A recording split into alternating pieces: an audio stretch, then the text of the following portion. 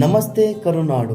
ಕಾಯಕ, ಅನ್ನದಾನ ಮತ್ತು ಶಿಕ್ಷಣದ ಮಹತ್ವವನ್ನು ತಿಳಿಸುವುದರ ಜೊತೆಗೆ ಜಾತಿ, ಧರ್ಮ ಮತ್ತು ಲಿಂಗ ಭೇದ ತಾರತಮ್ಯಗಳನ್ನು ವಿರೋಧಿಸಿ ಸರ್ವರೂ ಸಮಾನರು ಎಂದು ಸಾರಿ ಮಹಿಳೆಯರ ಗೌರವ, ಸ್ಥಾನಮಾನ ಮತ್ತು ಮಾನವೀಯ ಮೌಲ್ಯಗಳನ್ನು ಎತ್ತಿ ಹಿಡಿದು 12ನೇ ಶತಮಾನದಲ್ಲಿಯೇ ಜಗತ್ತಿಗೆ ಪ್ರಥಮ ಸಾಮಾಜಿಕ ನ್ಯಾಯ ಸಂಸತ್ ಅಂದರೆ ಅನುಭವ ಮಂಟಪವನ್ನು ಲೋಕದ ಹಿತಕ್ಕಾಗಿ ಸ್ಥಾಪಿಸಿ ಎಲ್ಲರಲ್ಲೂ ಚಿಂತನೆಯ ಬೀಜ ಬಿತ್ತಿ ಶಿಕ್ಷಣದ ಬೆಳೆ ಬೆಳೆದವರು ವಿಶ್ವಗುರು ಜಗಜ್ಯೋತಿ ಬಸವಣ್ಣ.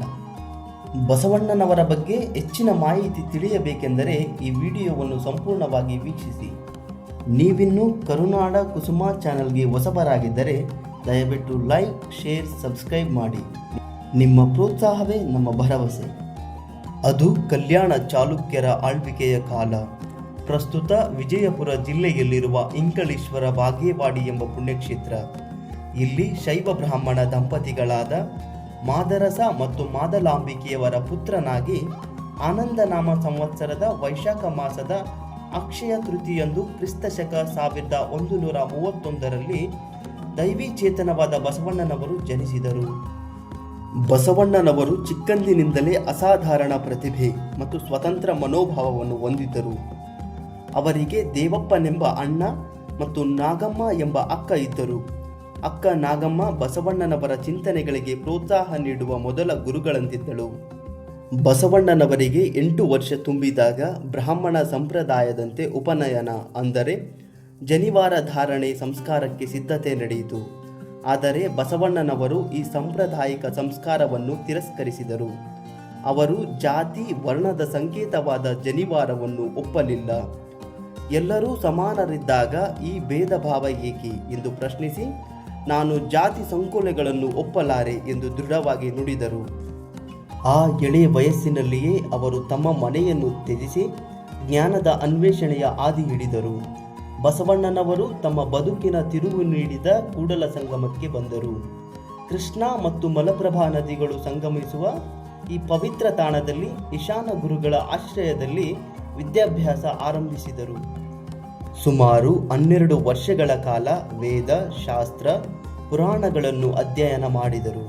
ಸಾಂಪ್ರದಾಯಿಕ ಜ್ಞಾನದ ಜೊತೆಗೆ ಕಠಿಣ ಆಚರಣೆಗಳನ್ನು ಮೀರಿ ನಿಂತ ಶಿವಭಕ್ತಿಯ ಸಾರವನ್ನು ಇಲ್ಲಿ ಅರಿತುಕೊಂಡರು.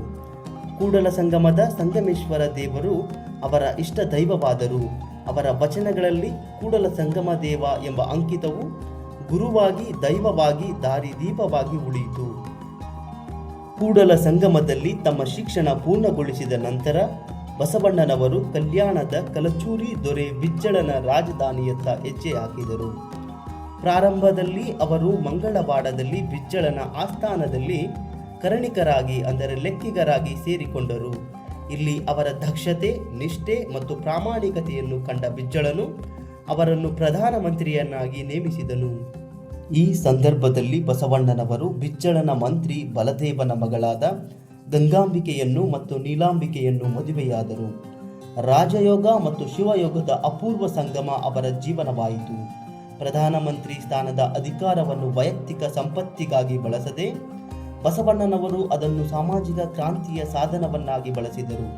ಸಮಾಜದ ಕೆಳಸ್ತರದ ಕಾಯಕ ಜೀವಿಗಳು ಮತ್ತು ಶರಣರನ್ನು ಒಗ್ಗೂಡಿಸಲು ಅವರು ಕಲ್ಯಾಣದಲ್ಲಿ ಜಗತ್ತಿನ ಪ್ರಪ್ರಥಮ ಆಧ್ಯಾತ್ಮಿಕ ಸಂಸತ್ತಾದ ಅನುಭವ ಮಂಟಪವನ್ನು ಸ್ಥಾಪಿಸಿದರು.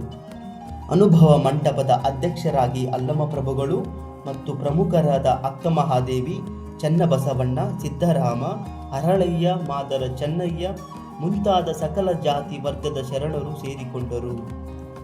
ಕಳಬೇಡ, ಕೊಲಬೇಡ, ಹುಸಿಯ ನುಡಿಯಲು ಬೇಡ ಎಂಬ ಪಂಚಶೀಲ ತತ್ವ, ಕಾಯಕವೇ ಕೈಲಾಸ ಎಂಬ ಶ್ರಮದ ಘನತೆ, ದಯವೇ ಧರ್ಮದ ಮೂಲವಯ್ಯ ಎಂಬ ಕರುಣೆ ಮತ್ತು ಮಾನವೀಯತೆ, ಇವನಾರವ ಎಂದೆನಿಸದಿರಯ್ಯ, ಇವ ನಮ್ಮವ ಎಂದೆನಿಸಯ್ಯ ಎಂಬ ಮಾನವ ಬಂಧುತ್ವವನ್ನು ಈ ವಚನಗಳು ಕನ್ನಡ ಸಾಹಿತ್ಯಕ್ಕೆ ಹೊಸ ತಿರುವು ನೀಡಿದವು ಮತ್ತು ಧಾರ್ಮಿಕ ಅರಿವನ್ನು ಅರಮನೆಯಿಂದ ಸಾಮಾನ್ಯರ ಗುಡಿಸಲಿಗೆ ಕೊಂಡೊಯ್ದವು. ಬಸವಣ್ಣನವರು ಕಾಯಕ ಮತ್ತು ದಾಸೋಹ ತತ್ವಗಳಿಗೆ ಅತಿ ಹೆಚ್ಚು ಮಹತ್ವ ನೀಡಿದರು. ಕಾಯಕದಿಂದ ಗಳಿಸಿದ ಸಂಪತ್ತನ್ನು ದಾಸೋಹದಲ್ಲಿ ಬಳಸಬೇಕು, ಅಂದರೆ ಸಮಾಜಕ್ಕೆ ಹಂಚಬೇಕು ಎಂದು ಬೋಧಿಸಿದರು. ವೃತ್ತಿಯನ್ನು ಪೂಜೆಯೆಂದು ಪರಿಗಣಿಸಿ ಸಮಾಜದಲ್ಲಿ ಯಾವುದೇ ವ್ಯಕ್ತಿ ಕೀಳಲ್ಲ, ಯಾವುದೇ ವ್ಯಕ್ತಿ ಮೇಲಲ್ಲ ಎಂದು ಸಾರಿದರು. ಇದರಿಂದ ನೇಕಾರ, ಕಮ್ಮಾರ, ಅಂಬಿಗ, ಅಸ್ಪೃಶ್ಯ ಎಂದು ಕರೆಸಿಕೊಳ್ಳುತ್ತಿದ್ದ ಸಮುದಾಯಗಳೆಲ್ಲವೂ ಶರಣರಾಗಿ ಸಮಾನ ಸ್ಥಾನ ಪಡೆದರು. ಬಸವಣ್ಣನವರ ಕ್ರಾಂತಿ ಪರಾಕಾಷ್ಠೆ ತಲುಪಿದ್ದು ಶರಣ ಅರಳಯ್ಯನ ಮಗನಾದ ಶೀಲವಂತ ಮತ್ತು ಮಧುವಯ್ಯನ ಮಗಳಾದ ಲಾವಣ್ಯರ ನಡುವಿನ ಅಂತರ್ಜಾತಿ ವಿವಾಹವನ್ನು ನೆರವೇರಿಸಿದಾಗ ಇದು ಶತಮಾನಗಳ ಜಾತಿ ಸಂಕೋಲೆಯನ್ನು ಒಡೆದು ಹಾಕಿದ ಐತಿಹಾಸಿಕ ಘಟನೆಯಾಗಿತ್ತು. ಆದರೆ ಈ ಕ್ರಾಂತಿಕಾರಿ ನಡೆಯು ಸಾಂಪ್ರದಾಯವಾದಿಗಳಲ್ಲಿ ತೀವ್ರ ಅಸಮಾಧಾನ ಮತ್ತು ಬಿಜ್ಜಳನ ಮನಸ್ಸಿನಲ್ಲಿ ಕೋಪವನ್ನು ಸೃಷ್ಟಿಸಿತು. ಅಂತರ್ಜಾತಿ ವಿವಾಹದ ನಂತರ ಬಿಜ್ಜಳನು ಸಂಪ್ರದಾಯವಾದಿಗಳ ಮಾತಿಗೆ ಮಣಿದು ಕ್ರಾಂತಿಯನ್ನು ಹತ್ತಿಕ್ಕಲು ಪ್ರಯತ್ನಿಸಿದ. ಅರಳಯ್ಯ ಮತ್ತು ಮಧುವಯ್ಯ ಸೇರಿದಂತೆ ಹಲವು ಶರಣರಿಗೆ ಹಿಂಸೆ ನೀಡಲಾಯಿತು. ಇದರಿಂದ ಕಲ್ಯಾಣದಲ್ಲಿ ದೊಂಬಿ ಹಿಂಸಾಚಾರ ನಡೆದು ಶರಣರ ಚಳುವಳಿ ಅಪಾಯಕ್ಕೆ ಸಿಲುಕಿತು. ನಿಜವಾದ ಭಕ್ತಿಗೆ ಅಡ್ಡಿಯಾಗುವ ರಾಜಸೇವೆ ಮತ್ತು ರಾಜಕೀಯ ಅಧಿಕಾರದಿಂದ ಬಸವಣ್ಣನವರು ನಿರಾಸಕ್ತಿ ಹೊಂದಿದರು. ತಮ್ಮ ಕ್ರಾಂತಿ ಹಿಂಸೆಯ ರೂಪ ತಾಳಿದ್ದಕ್ಕೆ ವಿಷಾದಪಟ್ಟರು. ಎಲ್ಲ ಜವಾಬ್ದಾರಿಗಳನ್ನು ತಮ್ಮ ಅಣ್ಣ ಚನ್ನಬಸವಣ್ಣನವರಿಗೆ ವಹಿಸಿ ಬಸವಣ್ಣನವರು ಮತ್ತೆ ತಮ್ಮ ಆಧ್ಯಾತ್ಮಿಕ ನೆಲೆಯಾದ ಕೂಡಲ ಸಂಗಮದತ್ತ ಪಯಣ ಬೆಳೆಸಿದರು.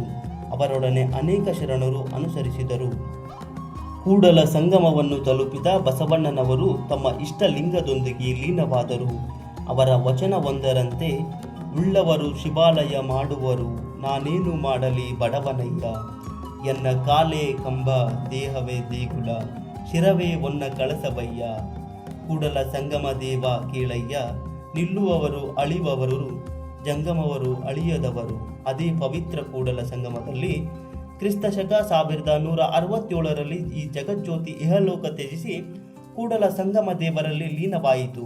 ಅವರ ದೇಹವು ಮರೆಯಾದರೂ ಅವರು ನೀಡಿದ ಕಾಯಕವೇ ಕೈಲಾಸ ಮತ್ತು ಸಮಾನತೆಯ ಸಂದೇಶಗಳು ಇಂದಿಗೂ ಸಮಾಜವನ್ನು ಬೆಳಗುತ್ತಿವೆ. ಪ್ರಿಯ ವೀಕ್ಷಕರೇ, ಬಸವಣ್ಣನವರು ಕೇವಲ ಒಬ್ಬ ವ್ಯಕ್ತಿಯಲ್ಲ, ಅವರು ಒಂದು ಶಕ್ತಿ, ಒಂದು ಆದರ್ಶ. ಅವರು ಸಾರಿದ ಮಾನವೀಯತೆ, ಸಮಾನತೆ ಮತ್ತು ಕಾಯಕದ ತತ್ವಗಳು ಇಂದಿಗೂ ಪ್ರಸ್ತುತವಾಗಿವೆ. ಅವರ ಮಾರ್ಗವನ್ನು ಅನುಸರಿಸುವುದೇ ನಾವು ಅವರಿಗೆ ಸಲ್ಲಿಸುವ ನಿಜವಾದ ಶ್ರದ್ಧಾಂಜಲಿ. ಈ ಜೀವನ ಕಥೆ ನಿಮಗೆ ಇಷ್ಟವಾಗಿದ್ದರೆ ದಯವಿಟ್ಟು ಲೈಕ್, ಶೇರ್, ಸಬ್ಸ್ಕ್ರೈಬ್ ಮಾಡಿ.